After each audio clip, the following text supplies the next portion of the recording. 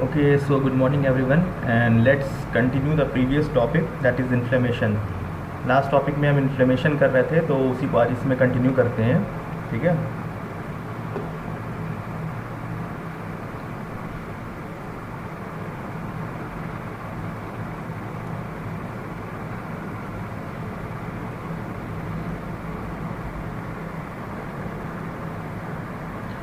तो जैसे कि लास्ट टॉपिक में हमने देखा था इन्फ्लेमेशन के बारे में कि इन्फ्लेमेशन का मेन इटियोलॉजी वगैरह थोड़ा बहुत इंट्रोडक्शन देखा था। तो आगे हमको बात करनी थी कुछ इंटरनल और एक्सटर्नल फैक्टर्स की। अब हमको देखना है कि कौन कौन से फैक्टर्स होते हैं जो कि बेसिकली इन्फ्लेमेशन कॉज करवाते हैं। तो हम देखेंगे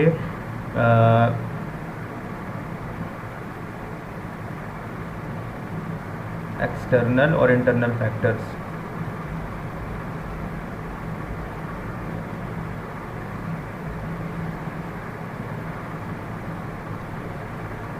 ठीक है। तो बेसिकली इस वीडियो में हम एक्सटर्नल और इंटरनल फैक्टर्स की बात करेंगे कि कौन कौन से ऐसे फैक्टर्स होते हैं जो कि बाहर से इन्फ्लेमेशन कॉज करते हैं और कौन कौन से ऐसे फैक्टर्स होते हैं जो कि अंदर से इन्फ्लेमेशन कॉज करते हैं। तो इसमें सबसे पहले हम बात करते हैं एक्सटर्नल फैक्टर्स की। एक्सटर्नल फैक्टर्स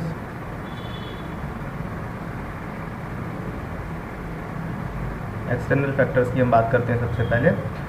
तो बेसिकली क्या होता है ना कि एक्सटर्नल फैक्टर के अंदर कई चीज़ हमको देखनी रहती है। तो इसके अंदर एक्सटर्नल फैक्टर्स के अंदर ही हम बात करते हैं। तो इसके अंदर जो पहला आता है, पहला जो है वो होता है तुम्हारा non microbial. Non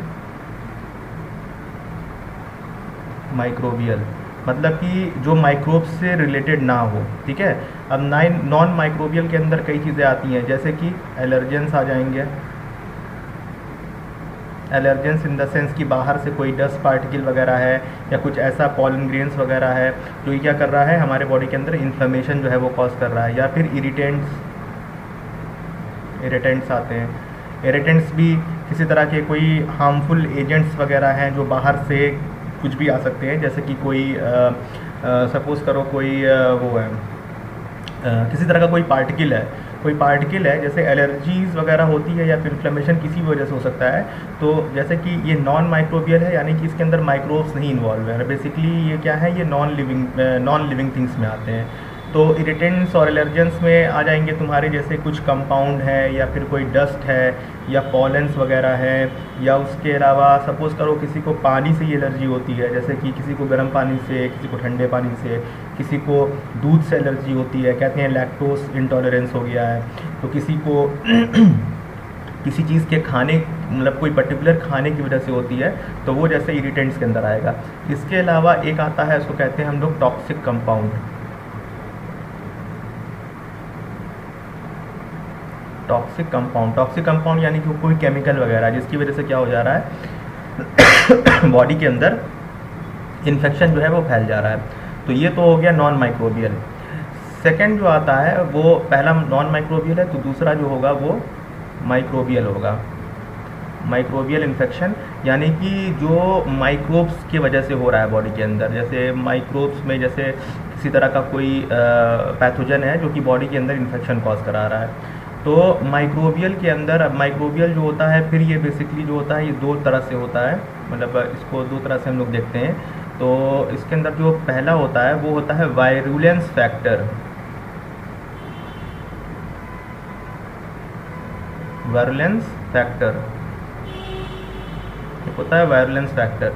virulence factor मतलब क्या होता है कि इसके अंदर पैथोजन जो होता है वो बॉडी के अंदर सपोज करो ग्रो कर रहा है और ग्रो करने के बाद क्या करता है अंदर इन्फेक्शन जो है वो कॉज करता है। यानी कि ग्रो करेगा वायरुलेंस फैक्टर के अंदर हो जाएगा कि pathogen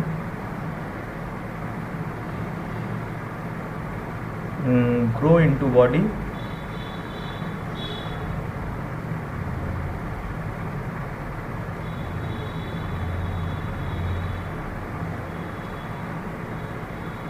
and cause infection.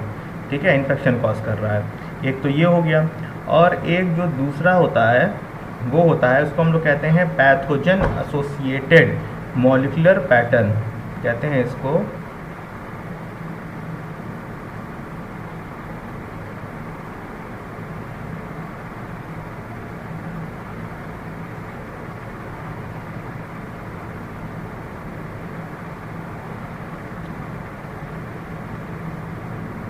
Pathogen associated molecular pattern कहते हैं इसको। तो पैथोजन एसोसिएटेड मॉलिक्यूलर पैटर्न जिसका शॉर्ट फॉर्म होता है PAMPS, पैम्स कहते हैं इनके शॉर्ट फॉर्म में। तो ये क्या होता है कि ये डिफरेंट तरह के पैटर्न्स होते हैं, मॉलिक्यूलर पैटर्न्स होते हैं जो हमारे बॉडी में क्या होते हैं, पैथोजन जब हमारे बॉडी में एंटर करता है तो ये पैटर्न्स हमारे बॉडी के अंदर क्या होते हैं, नज़र आते हैं बेसिकली। जैसे क्या है कि बॉडी हमारी होती है ना, तो क्या होता है कि जब कोई इन्फेक्शन वगैरह होता है तो बॉडी के अंदर क्या होते हैं, चेंजेस होते हैं। तो जब चेंजेस होंगे तो ये पैटर्न जो हैं हमारे बॉडी के अंदर दिखाई देते हैं। तो अब जैसे ये जो चेंजेस होते हैं, इस चेंजेस के अंदर कौन कौन से आते हैं पैम्स के अंदर, तो इसके अंदर जैसे आता है पेप्टाइडोग्लाइकैन।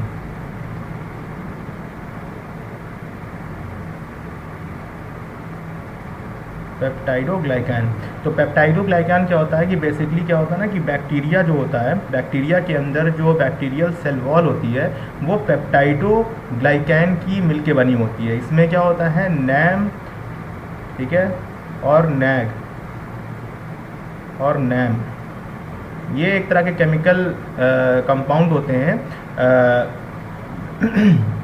जो कि म्यूरामिक एसिड के डेरिवेटिव होते हैं।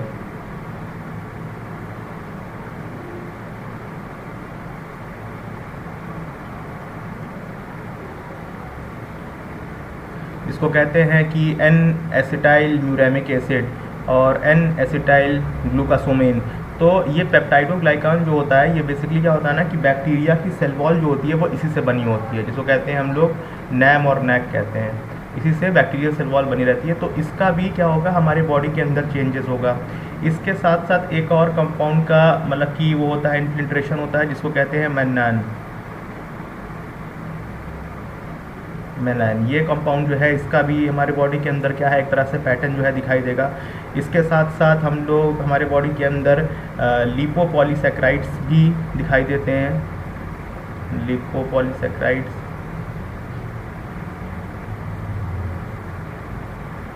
लिपोपॉलीसैकेराइड्स का भी इसके अंदर चेंजेस दिखाई देता है। इसके साथ साथ बॉडी के अंदर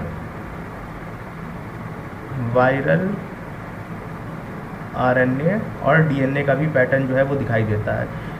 तो ये बेसिकली क्या था, ये हमने इसलिए बताया कि हमारे बॉडी के अंदर जो पैम्स होते हैं, ये पैम्स क्या होते हैं कि ये एक पर्टिकुलर पैथोजन से लिंक्ड मॉलिक्यूलर पैटर्न हमारे बॉडी के अंदर दिखाई देता है इन्फ्लेमेशन के वक्त, जिसको कहते हैं हम लोग पैम्स, इसीलिए इसका नाम है पैथोजन एसोसिएटेड मॉलिक्यूलर पैटर्न। ये आते हैं बॉडी के अंदर, जैसे सपोज करो पेप्टाइडोग्लाइकान है जो हमने बताया कि बैक्टीरिया की सेल वॉल है। मेनान भी एक तरह का कंपाउंड होता है। लिपोपॉलीसैकेराइड हो गया, वायरल आरएनए डीएनए हो गया, ये चेंजेस करते हैं बॉडी के अंदर।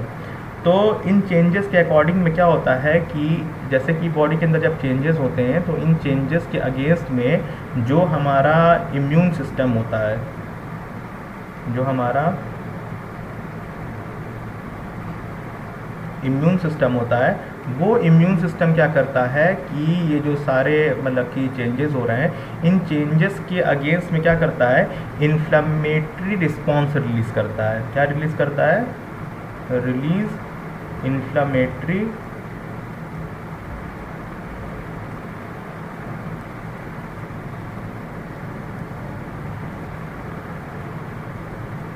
इन्फ्लेमेटरी रिस्पॉन्स जो है रिलीज करता है हमारा इम्यून सिस्टम। यानी कि अगर जैसे बॉडी के अंदर इस तरह का दिखाई देगी प्रॉब्लम कि जैसे कि इस तरह का पैम्प वगैरह जो है ये आ गया है, तो हमारी जो बॉडी है वो क्या करेगी, डिफरेंट तरह के इन्फ्लेमेटरी रिस्पॉन्स जो है हमारे बॉडी रिलीज़ करती है, जो कि इन्फ्लेमेशन के साथ जो है वो फाइट करने का काम करता है। तो ये बेसिकली हमने बात की थी किसकी, एक्सटर्नल फैक्टर्स की। अब देखते हैं कि इंटरनल फैक्टर्स क्या क्या होते हैं। अब बात करते हैं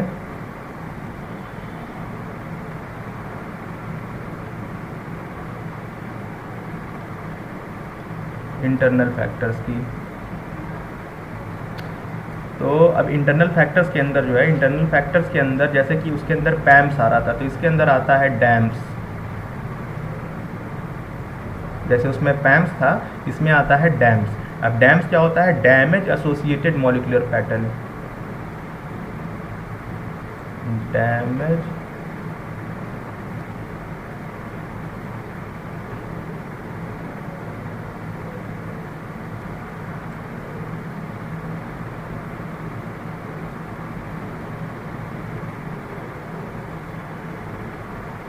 क्या होता है, डैमेज एसोसिएटेड मॉलिक्यूलर पैटर्न जो होता है उसको हम लोग कहते हैं डैम्स कहते हैं, ठीक है।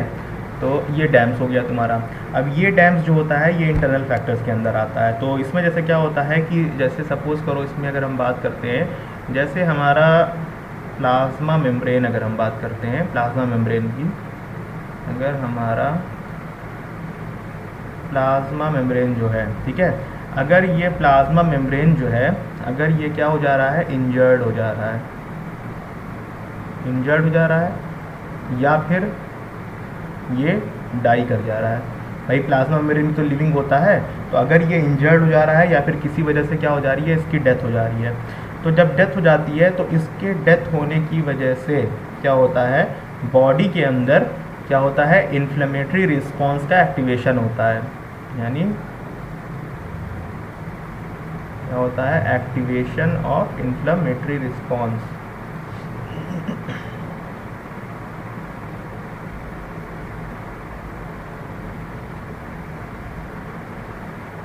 ठीक है, बॉडी जो है वो क्या करती है, इन्फ्लेमेटरी रिस्पॉन्सेस को रिलीज़ करती है, जो कि बेसिकली क्या होता है, डैम की वजह से होता है। सपोज डैम है, ये क्या कर दिया है, ये भी एक तरह के पैटर्न है जैसे हमने बताया। अब ये डैमेज एसोसिएटेड होते हैं मॉलिक्यूल, ये क्या कर दिए, प्लाज्मा मेम्ब्रेन को डैमेज कर दिए डैमेज कर दिए। डैमेज करने की वजह से इस तरह से होता है। अब इसके अंदर एक चीज़ और आती है, एक तो ये हो गया, ठीक है, एक चीज़ होती है, इसको हम लोग कहते हैं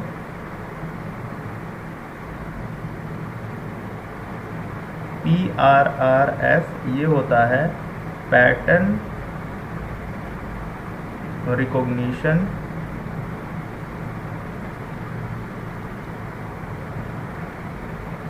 रिसेप्टर्स, ये होते हैं पैटर्न रिकॉग्निशन रिसेप्टर्स।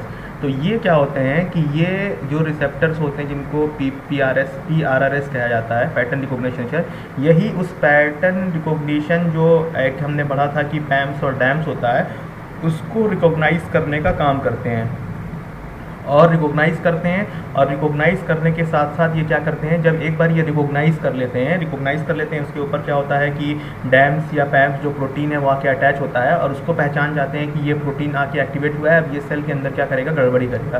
तो इसके अगेंस्ट में क्या होता है कि जो हमारा सेल होता है वो क्या करता है, एक्टिवेट हो जाता है, सेल को एक्टिवेट कर देती है। हमारी बॉडी जो है सेल को एक्टिवेट कर देगी, ठीक है, इन्फ्लेमेटरी रिस्पॉन्स को इंक्रीज़ कर देती है, इन्फ्लेमेटरी रिस्पॉन्स जो होता है बॉडी का उसको इंक्रीज़ कर देगी। और प्लस ये क्या होती है, नॉन स्पेसिफिक भी होती है। नॉन स्पेसिफिक मतलब क्या होता है कि ये स्पेसिफिक नहीं होती है, मतलब ऐसा नहीं है कि डैम के लिए ही पर्टिकुलर कर रही है या पैम के लिए ही कर रही है पर्टिकुलर, दोनों में से कोई भी आ जाता है, तो जिसके लिए क्या होती है, बॉडी जो है वो एक्टिव हो जाती है हमारी जो PPRs हैं। अब ये बेसिकली क्या होता है कि जैसे हमको पता होगा कि हमारे बॉडी के अंदर, हमारी जो बॉडी होती है, हमारे बॉडी के अंदर क्या होते हैं, ये समझ लो क्या है, ये है ल्यूकोसाइट,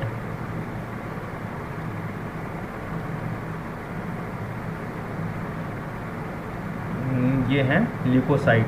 तो ल्यूकोसाइट बेसिकली क्या होते हैं, डिफेंस के अंदर जो हमारी बॉडी का डिफेंस सिस्टम होता है उसमें क्या होते हैं कि ये इन्वॉल्व होते हैं। तो जैसे हमको ये भी पता होगा कि हमने पहले पढ़ा है ब्लड के अंदर कि ल्यूकोसाइट जो होते हैं वो दो तरह के होते हैं, एक होते हैं ग्रैनुलोसाइट, ठीक है, और एक होते हैं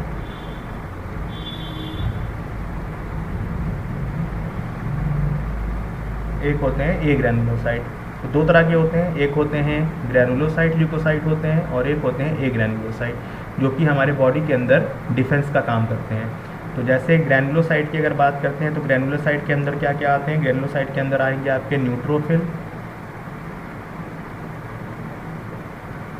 न्यूट्रोफिल्स आते हैं इसके अंदर, इसके साथ साथ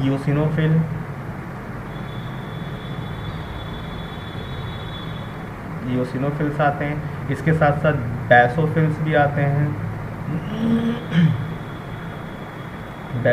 आते हैं, और इसके अलावा मास्ट सेल्स भी होते हैं,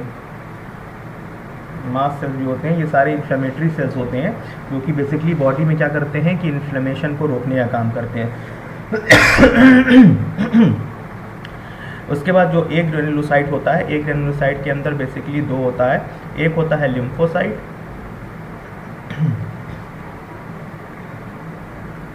और एक होता है मोनोसाइट। एक हो गया लिम्फोसाइट और एक हो गया मोनोसाइट। अब मोनोसाइट जो होता है उसके अंदर फिर दो तरह के सेल होते हैं। मोनोसाइट जो होता है इसमें दो तरह के सेल होते हैं, एक होते हैं मैक्रोफेजेस और एक डेंड्रिटिक सेल्स।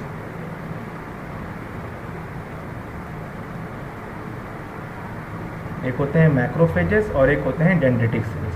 तो ये बेसिकली क्या होते हैं इनका एक्टिवेशन होता है बॉडी में। एक्टिवेशन होने के साथ साथ क्या होता है कि ये बॉडी के अंदर चीज़ों को सही करने का काम करते हैं। जैसे बाई चांस कोई चीज़ ख़राब हो गई है तो उसको सही कर रहे हैं, जाकर इंजरी हो गई है। तो ये थे एक्सटर्नल और इंटरनल फैक्टर बेसिक।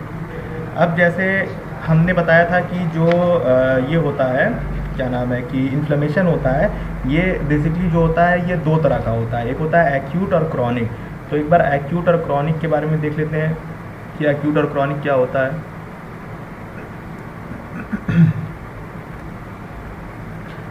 तो अब जैसे एक साइड लिख देते हैं हम एक्यूट और एक साइड लिख देते हैं क्रॉनिक। एक एक्यूट इन्फ्लेमेशन है, एक क्रॉनिक इन्फ्लेमेशन है, दोनों के बीच में डिफरेंस देखना है।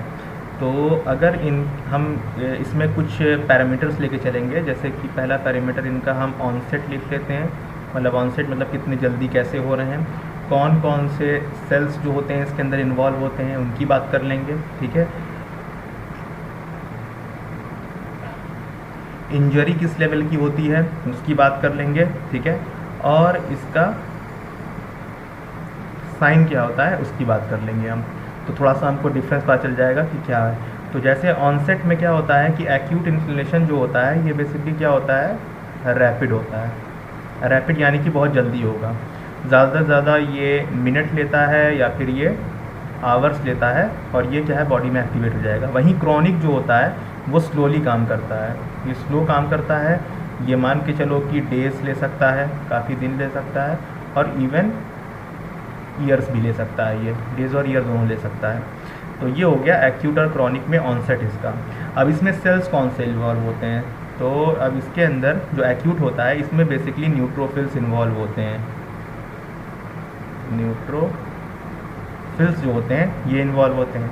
बाकी जो क्रॉनिक होता है, क्रॉनिक के अंदर तुम्हारे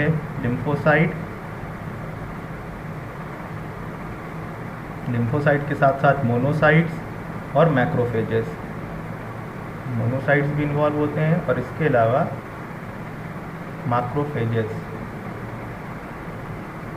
मैक्रोफेजेस होते हैं वो भी इसके अंदर इन्वॉल्व होते हैं बेसिकली।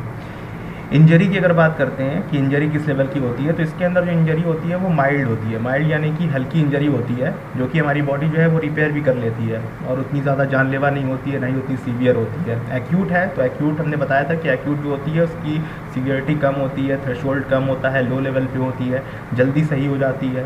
वहीं अगर हम लोग ट्रीट नहीं करते हैं तो फिर उसमें टाइम वगैरह ज़्यादा लग जाता है। तो इंजरी जो है इसके अंदर माइल्ड होती है, ठीक है। और इसको कह सकते हैं हम लोग सेल्फ लिमिटेड होती है, ठीक है। माइल्ड कह सकते हैं, सेल्फ लिमिटेड करते हैं। इसके अंदर जो होती है सीवियर होती है और इसके अलावा क्या होती है प्रोग्रेसिव भी होती है। प्रोग्रेसिव यानी कि वक्त के साथ धीरे धीरे क्या होती है बॉडी में बढ़ती चली जाती है।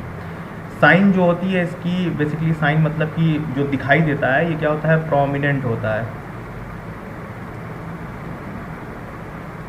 और इसके अंदर जो होता है ये लेस प्रोमिनेंट होता है।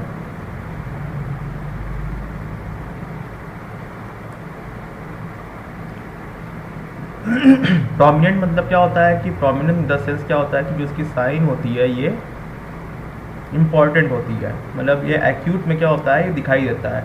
लेकिन क्रॉनिक जो होता है ये नॉन प्रोमिनेंट यानी कि इम्पॉर्टेंट नहीं होता है, ठीक है, नॉट इम्पॉर्टेंट, कि ज़रूरी नहीं है कि साइन जो है उनको दिखाई दे। अब जैसे एक्यूट इंजरी और जैसे ये तो हमने बात कर दी कि ये एक्यूट है ये क्रॉनिक है, तो एक्यूट और क्रॉनिक में बेसिक ये तो डिफरेंस है। तो जैसे एक्यूट के बारे में बात करते हैं, तो जैसे मान लो आपको क्या है कि किसी तरह का वुंड वगैरह है बॉडी में, ठीक है, या मान लो एक्सीडेंटल केस है, एक्सीडेंटल केस हो गया है, गिर गए कहीं से, ट्रॉमा हो गई है, ट्रॉमा हो गई है, एक्सेट्रा। यानी कि इस तरह की जो मतलब कि लिमिटेड होती है। एक्यूट मतलब क्या है कि वो लिमिटेड है, मतलब जैसे गिर गया, चोट लग गई कहीं से, ठीक है, कट गया, ब्लेड से कट गया, या वुंड हो गया, या मान लो कोई फोड़ा फुंसी निकल गया, तो जिसकी वजह से हमारी बॉडी के अंदर इन्फ्लेमेशन हमारी बॉडी में हमेशा होता है। ऐसा नहीं कि इन्फ्लेमेशन किसी पर्टिकुलर वक्त होगा, इन्फ्लेमेशन ऑलमोस्ट हमारी बॉडी में हमेशा ही होता रहता है, हमेशा होता रहता है। कभी भी कुछ होगा इन्फ्लेमेशन हो जाएगी, लेकिन वो एक्यूट होती है। एक्यूट मतलब कि थोड़ी सी हुई फिर सही हो गए। जैसे कि मान लो कभी ऐसा होता है कि आप सुबह में ठीक हैं, शाम में घर गए तो छींक आने लगी, तो उसकी वजह से भी क्या है कि अगर छींक आ रही है तो आपकी बॉडी के अंदर क्या है, इन्फ्लेमेशन हुआ है कहीं ना कहीं, जिसकी वजह से हमारी इन्फ्लेमेटरी सेल्स जो हैं वो क्या हुए हैं कि वो एक्टिवेट हुए हैं, वो एक्टिवेट करके जो रिस्पॉन्स है वो दे रहे हैं बॉडी के अंदर बेसिकली। तो मान के चलो कि जैसे इसके जो एक्यूट इन्फेक्शन है, इसके जो वो होते हैं, मतलब इसके जो कॉज होते हैं वो क्या होते हैं, लिमिटेड होते हैं। जैसे गिर गए, बताया ना, कहीं गिर पड़ गए, ठीक है, कहीं पे सर भिड़ा दिए, कहीं कट गया, तो वो रहेगा। अब क्रॉनिक जो है वो अक्सर क्या होता है कि एक्यूट ही जो होता है, अगर एक्यूट को जैसे एक्यूट या तो अपनी बॉडी जो है हमारी खुद सही कर लेती है एक्यूट को, और नहीं तो फिर हम क्या करते हैं उसके ऊपर कोई मेडिसिन वगैरह ले लेते हैं। जैसे तमाम तरह के एंटी इन्फ्लेमेटरी ड्रग्स वगैरह आते हैं, एनएसएड्स जिनको कहते हैं, जो एनएसएड्स होते हैं इनको कहते हैं एनएसएड्स, इसको कहते हैं नॉन स्टेरॉयडल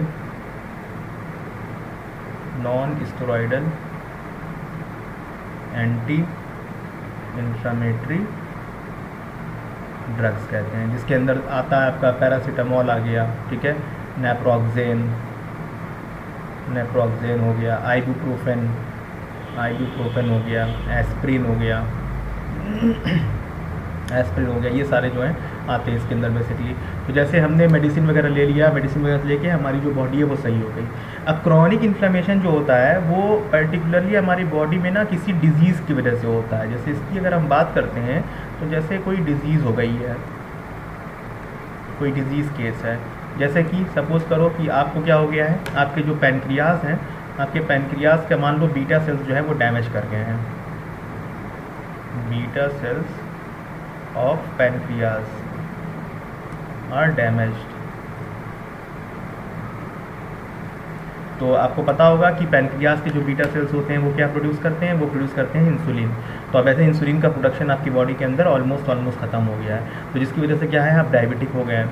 अब ये जो डायबिटीज़ हैं, जो ये बीटा सेल्स की डैमेज की वजह से हमको डायबिटीज़ हुई, तो ये भी एक तरह का इन्फ्लेमेशन है, इन्फ्लेमेशन ही हुआ ना एक तरह से। बॉडी के अंदर जब भी डैमेज होगा तो बॉडी के अंदर क्या हो गई, स्वेलिंग हुई है कहीं ना कहीं, जिसकी वजह से तमाम तरह के इन्फ्लेमेटरी मार्कर्स जो होते हैं वो बॉडी के अंदर रिलीज़ होते हैं। अच्छा, इन्फ्लेमेशन जो होता है उसका लेवल भी चेक किया जाता है। उसका लेवल जो होता है, एक CRP प्रोटीन होता है, एक होता है CRP प्रोटीन, CRP प्रोटीन, इसको कहते हैं C रिएक्टिव प्रोटीन कहते हैं, C रिएक्टिव प्रोटीन। तो क्या होता है कि जैसे डॉक्टर जो होते हैं, जैसे उनको लगेगा कि आपकी बॉडी में इन्फ्लेमेशन है, तो इसी प्रोटीन का वो क्या करेंगे, लेवल जो है वो चेक करवाएंगे आपकी बॉडी में। और बेसिकली जो ओल्डर एज के लोग होते हैं, मतलब जिनकी एज जो होती है वो ज़्यादा होती है ओल्डर एज के अंदर, उनके अंदर ये CRP प्रोटीन जो होता है इसका लेवल जो रहता है थोड़ा सा हाई मिलता है, क्योंकि इनके बॉडी में कहीं ना कहीं इन्फ्लेमेशन होता है। बेसिकली आपके घर के अंदर जैसे आपके ग्रैंडफादर ग्रैंड मदर होंगे, आपके मदर फादर होंगे, इनकी एज जो है 45-50 के आसपास या 50+ होगी, तो अगर आप उनकी बॉडी के अंदर CRP का लेवल चेक करवाएंगे तो उसके अंदर CRP का लेवल जो है हमेशा आपको बढ़ा हुआ मिलेगा। तो ये चेक होता है। बाकी इसके अलावा जैसे हमने बोला था कि जैसे बाई चांस आपके बॉडी के अंदर कोई प्रॉब्लम है, कोई डिजीज़ वगैरह है, तो उसकी वजह से भी क्या होता है ना कि ये CRP का लेवल जो हमारी बॉडी के अंदर हमेशा एलिवेटेड रहता है, यानी कि बढ़ा हुआ रहेगा। हम चेक करेंगे तो बढ़ा हुआ निकलेगा। या फिर आपको कोई डिजीज़ कंडीशन है, कोई भी डिजीज़ हो सकती है, इवन जैसे अभी कोरोना पीरियड चल रहा है, तो कोरोना के अंदर भी अगर आपको कोरोना का इन्फेक्शन है, तो जब कोरोना का इन्फेक्शन होगा तो बॉडी के अंदर इन्फ्लेमेशन हुआ, उसी इन्फ्लेमेशन की वजह से ही आपके अंदर साइन एंड सिम्टम्स जो हैं वो दिखाई दे रहे हैं। जैसे कि सर में पेन हो रही है, ठीक है, डिफ़िकल्टी इन ब्रीदिंग हो रही है, ठीक, खांसी आ रही है, नौजिया जैसी फीलिंग हो रही है, और बॉडी के अंदर पूरा पेन हो रहा है, बॉडी में ऐक हो रहा है, तो ये सारी चीज़ें जो हैं ये एक तरह से उसी इन्फ्लेमेशन की वजह से क्या होती है, दिखाई देती है। बेसिकली कॉन्सेप्ट ये होता है ना कि जब भी बॉडी के अंदर किसी तरह के भी, जैसे हमने बताया ना, एक्सटर्नल और इंटरनल फैक्टर्स, तो जो एक्सटर्नल इंटरनल फैक्टर्स में कोई वायरस है, कोई पैथोजन हो गया, कोई नॉन इरिटेंट है, कोई एलर्जेंस है, किसी तरह का कोई केमिकल है, वो जब बॉडी में एंटर करता है ना, तो हमारी बॉडी हमेशा उसे ट्रीट करती है कि ये जो भाई साहब आए हैं ये दुश्मन है हमारी बॉडी के।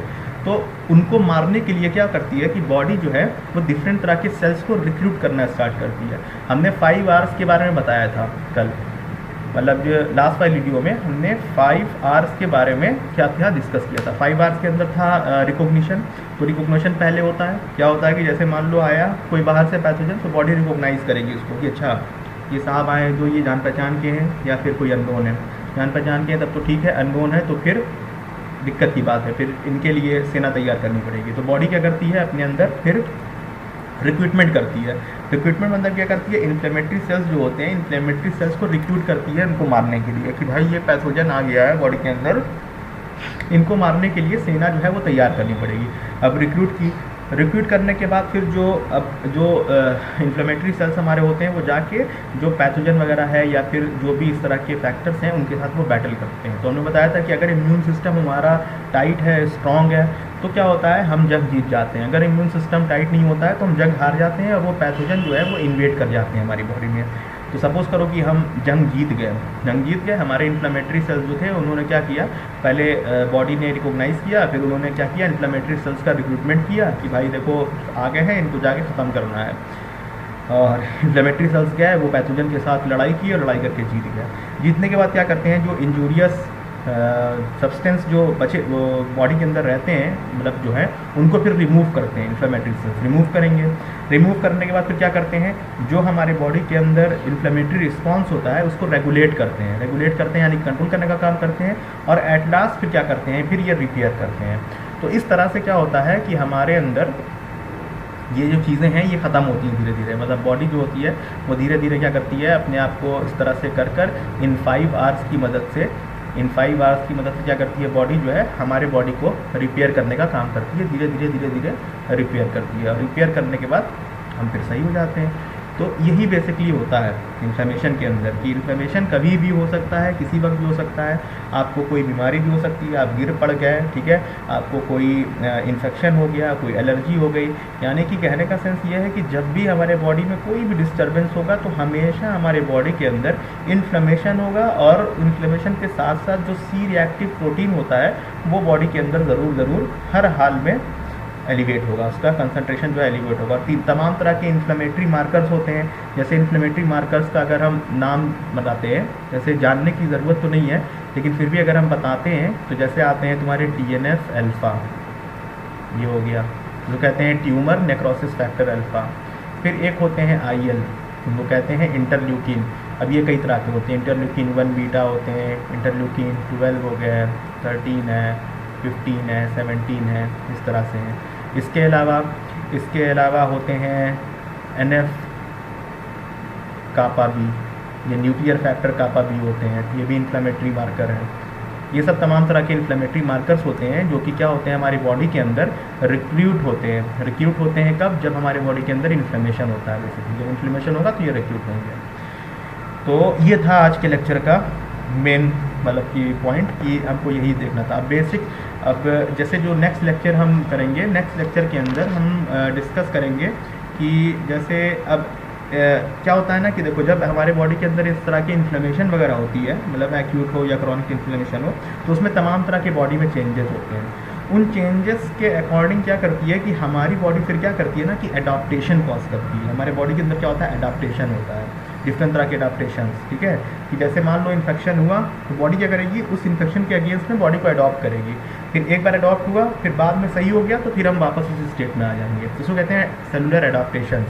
तो सेलुलर एडाप्टेशंस के अंदर जैसे हाइपरट्रॉपी, एट्रॉपी हो गया, हाइपरप्लेजिया, मेटाप्लेजिया हो गया, डिस्प्लेजिया हो गया, ये सब बेसिकली चीज़ देखेंगे हम लोग कि इसके अंदर कैसे होता है। और उसके साथ साथ हमको एक चीज़ और देखना रहेगा, हम देखेंगे इसके अंदर कि जैसे कि इन्फ्लेमेशन जैसे हो रहा है बॉडी के अंदर, तो होता कैसे है, जैसे टिश्यू डैमेज हुआ तो टिश्यू डैमेज होते वक्त क्या हुआ, कैसे हुआ, तो वो सारी चीज़ हम डिस्कस करेंगे मतलब कि नेक्स्ट लेक्चर में। ठीक है, तब तक आप इसे भी करिएगा, और तब तक के लिए thank you very much and have a nice day.